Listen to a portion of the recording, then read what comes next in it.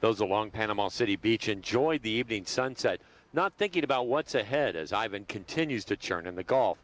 While he is moving further west, people in Bay County are still watching closely, particularly those who live in mobile or manufactured homes. They've seen what hurricanes can do to these structures, and some like Jason Braggs are not taking any chances. He's loading up the minivan, packing the pictures and other family valuables, and he's getting his family out now.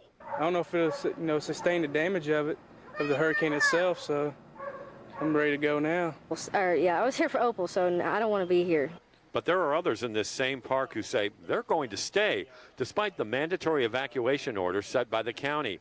Frank Mick says his father built this mobile home community, and he's been through many storms. He's staying unless it gets really bad. We expect to ride out the storm here. But the head of the Bay County Emergency Operations Center says that doesn't make much sense. They have ordered an evacuation, and even though it's mandatory, they're not going to force anyone out who doesn't want to leave. But they says it's for their own safety. And we still are under a state of emergency here.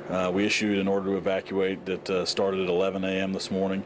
It included the Category 1, 2, and 3 hurricane evacuation zones, as well as residents of mobile homes and low-lying areas. People here in Panama City Beach are watching this storm closely as Ivan makes his move. His presence is being felt, and many know it's going to get worse this evening. You just stand in awe of it. I mean, look at it. It's amazing. So it's just kind of fun to watch. But if it were really crazy, I'd go to a shelter. And some have already taken that advice. Homes and businesses are boarded up all along the beach, and locals have left. We've got almost 700 people in shelters here locally, and we may have some more if this forecast track changes, but we just want people to be ready to take additional protective action if necessary. Flights in and out of Panama City have been canceled. The airport closed for now. They are watching the wind speeds to see if the bridges need to be closed. In the inland bay, boats are gone. Many have been tied off out of the water. And officials say they're worried about flooding here. It's already happened in some other areas. To the east of us right now, over in Cape San Blas, we've had some reports of some houses that have been lost to relatively high surf. That's in Gulf County, which is not in our area, but they are seeing those effects to the east of us, and so we're expecting to start seeing that as it onsets through the days. But for those who are staying and riding out this storm, officials say they need to be very careful. Our parents think we're crazy for staying, so. But I like it. I mean, it's exciting.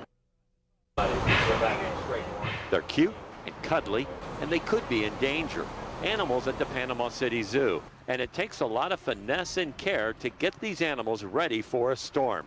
How do you evacuate an alligator or a camel? These animals are our babies, they're our family, so we want to take every precaution possible. Smaller animals that we can catch up and we put inside a concrete building and we crate them up, carry them up, put everybody inside. Some of the larger Class 1 animals and more dangerous animals are all behind concrete buildings, reinforced, completely enclosed with wire inside of that.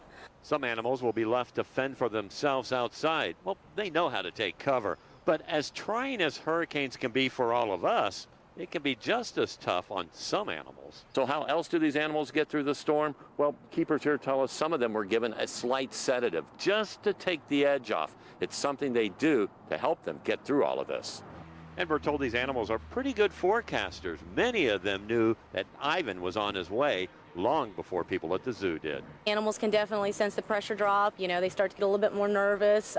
Some animals tend to hover a little bit more under their shelters. Even before it gets to the point when we might have to bring them in.